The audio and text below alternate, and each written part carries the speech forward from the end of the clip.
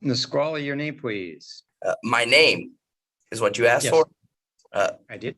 No, I'm not Peyton Ansley John Milton. I'm the agent authorized to represent Peyton Ansley John Milton as written in all capital letters. And how do you choose to go forward? Pro se, please.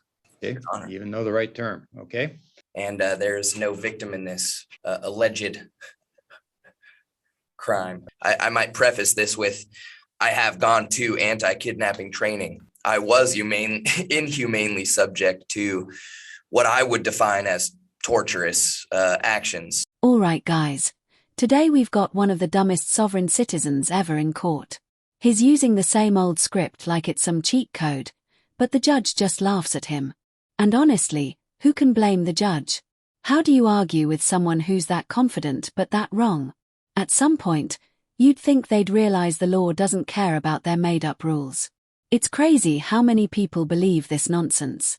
Anyway, let me know in the comments what you think his IQ is, because I'm guessing somewhere between room temperature and freezing. Let's jump in. I am not represented by anybody besides myself in my sovereign capacity. Appreciate you. Thank you, Your Honor. I did have an opportunity to speak to him. I read him the reports. Who is him? Don't interrupt. I'm letting I read him. You just sit quietly. Thank you. I read him the report so that he will understand the charges against him. He didn't wish to hear anything more about his rights, and he does not wish to be represented. Thank you. As the agent for Peyton Ansley John Milton, you are indicating to me that you're quite familiar with Peyton Ansley John Milton, and that's basically you. Is that correct? I am the agent authorized to represent Peyton Ansley John Milton as written in all capital letters. All right. And you understand, for my purposes, though that language doesn't make any sense. So no, I do not. I understand. Okay. Well, I'm telling you that. And so I am, until you disabuse me of the motion or the notion, I am inclined to believe you are both the agent and the person. So, and it's in all caps. I'm not a person. I am one of the people. Thank you. Okay. Thank you. All right. So for the record, that's my finding. Yeah, hold on. We're not done. Okay. Have a seat. You got it. And thank you. Mr. Sharp, let me swear you in. Swear the testimony and probable cause application will be the truth, whole truth, and nothing but the truth. I so swear, Your Honor. Okay, Mr. Sharp.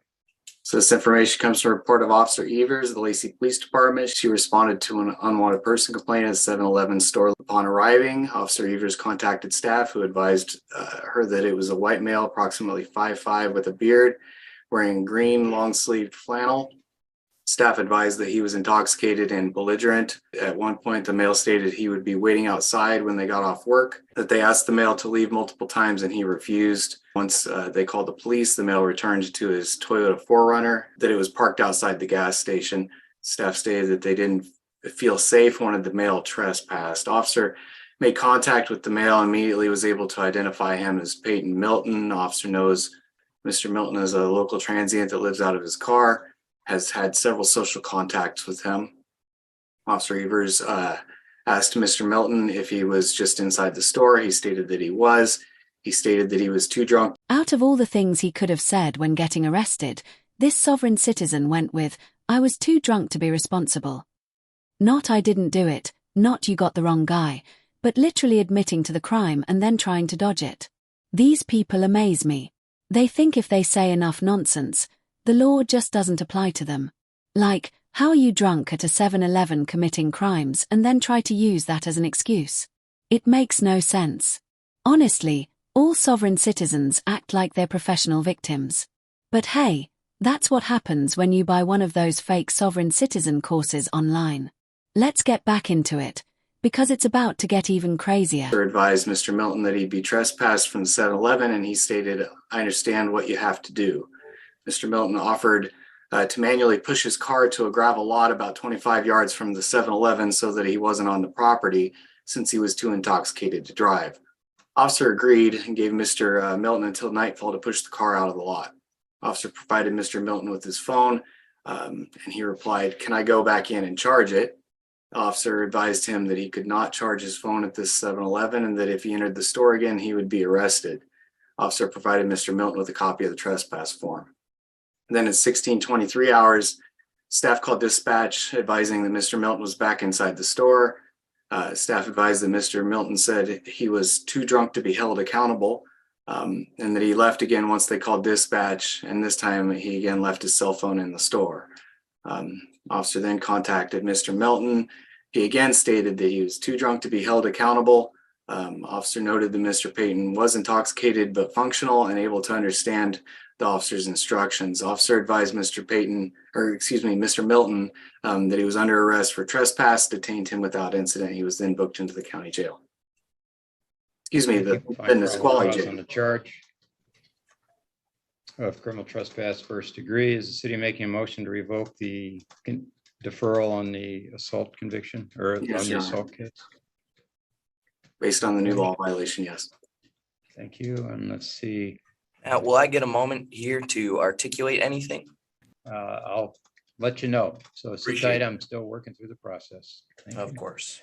All right, so Ms. Sharp, it appears that the assault was not a deferral, it was a stipulated order of continuance. That's correct, Your Honor. All right, thank you. So we'll note the city's motion to revoke the continuance on the assault charge based on the allegation of a new law violation. And Mr. Milton is asking not to be represented by counsel, is that correct? That is correct, Your Honor. Okay, so let's have a little chat about that. If you choose to represent yourself, which is your right, you can make that choice, but I want to make sure that we make a record that you are doing so knowingly and voluntarily. Ms. Langley is an attorney. I'm going to guess that you have not gone to law school and become a member of the bar. Is that correct? I can neither confirm nor deny that information, actually. Okay. So not being an attorney, you understand that if you represent yourself, the court cannot assist you in recognition of the fact that you're not an attorney. So you will end up missing things you're supposed to do. You will do things you're not supposed to do. And all of those things will likely work to your detriment. So it is never a smart thing to represent yourself. And frankly, if an attorney were to say they would represent themselves, I would have the same conversation with them and advise them, I think it's a foolish decision to make. You, however, have that right, as I pointed out, but I want to make sure you understand you have the right to have counsel. You have the right to have me appoint counsel, or you can hire counsel. And if you ask me to appoint counsel, I can appoint counsel at no cost. So you understand all of that. I appreciate that, and I do. Thank you. And how do you choose to go forward? Pro se, please. Okay, Your Honor. even though the right term, okay? Your Honor, I was not read my Miranda rights this most recent time. I believe I'm supposed to request a voyeur of the body cams. So of course this sovereign citizen decides to represent himself in court. Now he's asking the judge how to get the body cam footage, while his lawyer is literally sitting right there on Zoom ready to do it for him. Like, what? Judges aren't your personal assistants. These guys act like they know some secret legal code, but they don't even understand basic procedures. If you're going to reject a lawyer, at least act like you know what you're doing. Instead, he's stumbling over legal terms like he's reading a menu. Your Honor, how do I, request the body cam thing? Seriously, sovereign citizens think confidence is the same thing as knowledge. Let me know in the comments, do you think this is peak sovereign citizen stupidity, or have you seen worse? Like I said, I can't represent you. You're going to have to figure all that out yourself for purposes of today. I'll require 4 to 6 hours of unhindered internet access so that I can properly represent myself. If you would write that into a court order. Read your form on your constitutional rights. Did I read my form? I don't believe I was provided anything. Okay, is there a corrections officer there? Mr. Upton. Yes, Your Honor. Let's present Mr. Milton a copy of the rights form and have him read it. And then he and I can talk about it. Yes, Your Honor. There's one taped to the desk right in front of it. Okay, why don't you take a minute and read it? Let me know when you're done reading it, Mr. Milton. Appreciate you.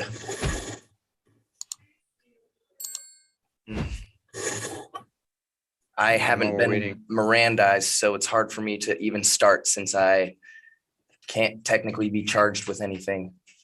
And there's no victim in this alleged crime. I know, all I'm asking right now is for you to read the rights and tell me that you have done so. All right.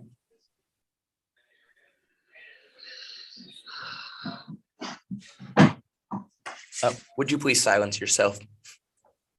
Forgive me.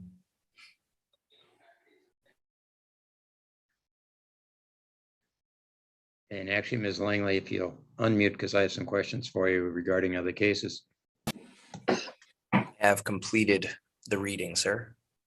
All right, thank you. I'll talk about that with you in just a moment, as soon as I finish this document I'm working on. Thank you. Any question about those rights that are on that form? Not particularly. Okay, thank you. All right, so with the question before the court now is whether I'm going to hold you on bail. The city has asked for $500 cash or bond on each case. Just address that issue. Don't address the underlying facts, because to the extent that you do so, any statement you say regarding that can be used against you on these Okay. cases. So right now, just address the issue of whether you should be released or not. Appreciate you. Yes, I would like to request being released on personal recognizance. And the reason being is because there were several things articulated in the statement that were absolutely not true. For one, I was Okay, yeah, hold not in on. possession of a cell phone. No worries. I was not in possession of a cell phone, as I had my vehicle, my phone, my computer, my passport, and every physical possession stolen from me last time I was under arrest for defending a senior citizen in this community. The same day that Officer Tittle refused to search the man who stole my key. Okay, anything else? That's it for now. Okay.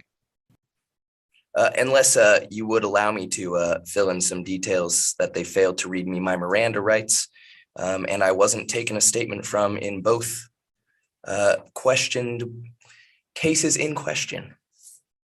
All right, so what the case of Miranda tells us is that if you make any statements while under arrest prior to being read your Miranda rights, the prosecutor is limited in its ability to present those statements to the court. It doesn't have any other purpose other than whether something you say can be used against you. That's the whole purpose of Miranda. Doesn't mean they can't go forward with the criminal. Wow, another sovereign citizen who doesn't know the law. Big surprise, right? It's like these people multiply like NPCs in a glitchy video game, and every new one somehow knows even less. Do they have a secret camp where they practice misunderstanding laws? Because it's insane how they argue with judges while knowing absolutely nothing. Honestly, I don't know what fuels this. Maybe social media, maybe YouTube experts, or some random Facebook guy named Patriot1776 handing out fake legal tips. Whatever it is, it's getting out of control. At this point, I'm just waiting for someone to try Minecraft law in court. But what do you guys think? Why are sovereign citizens everywhere these days? Which is one of the reasons you don't want to represent yourself, but I've explained that to you now. But I just want to make sure.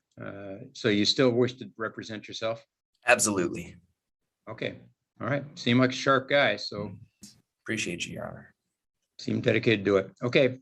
Based on the outstanding warrant out of Skagit County, I will hold in $500 cash or bond bail on each case, total $1,000 cash or bond. And I'll remind you, you're to have no contact with the 7-Eleven store, no criminal law violations, not consume any alcohol, marijuana, not enter any bar or tavern. And give me some realistic expectation. Are you going to be able to post bail or likely not? If the minimum that I'm allowed to throw on a bail is 300 and I have to bail out for two things, then I'm certain I would need to acquire a phone number that I don't have in order to make that happen. And so I would have to say that it may be closer to impossible this time around. Okay. Well, you may know from your history that the bail here is usually 10% of what's ordered. So $50 on each case is what a bonding company would want from you.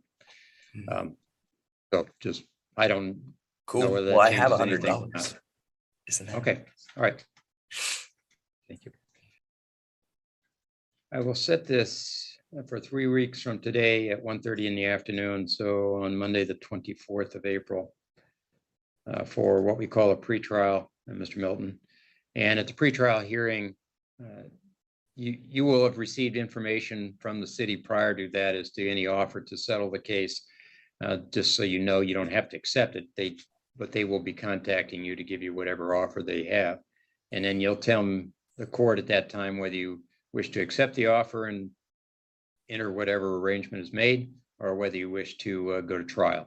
So that'll be what we discuss on the 24th. Awesome. In the meantime, will I be allowed 4 to 6 hours of unhindered internet access so that I can represent myself? Yeah, I do not regulate the jail. So you're going to have to talk to the folks at the jail. If you write it as a court order, I'm certain that they will be more likely to comply than if you don't. All right, I'm not going to write it as a court order. Like I say, I don't mess with how the jails run their jail, but speaking of, by the way, Mr. Sharp has heard you, and we'll go forward that way. On a side note, if I may, Your Honor, during intake, and I might preface this with, I have gone to anti-kidnapping training. I was inhumanely subject to what I would define as torturous actions. It was by C.O. Patero. I have nothing against the man, but he only sought to escalate a situation physically that could have been de-escalated with a verbal warning, a verbal, hey, knock your stuff off, a verbal. And I was completely compliant physically, as you can see on camera if you look in holding C on the night that I was intaken.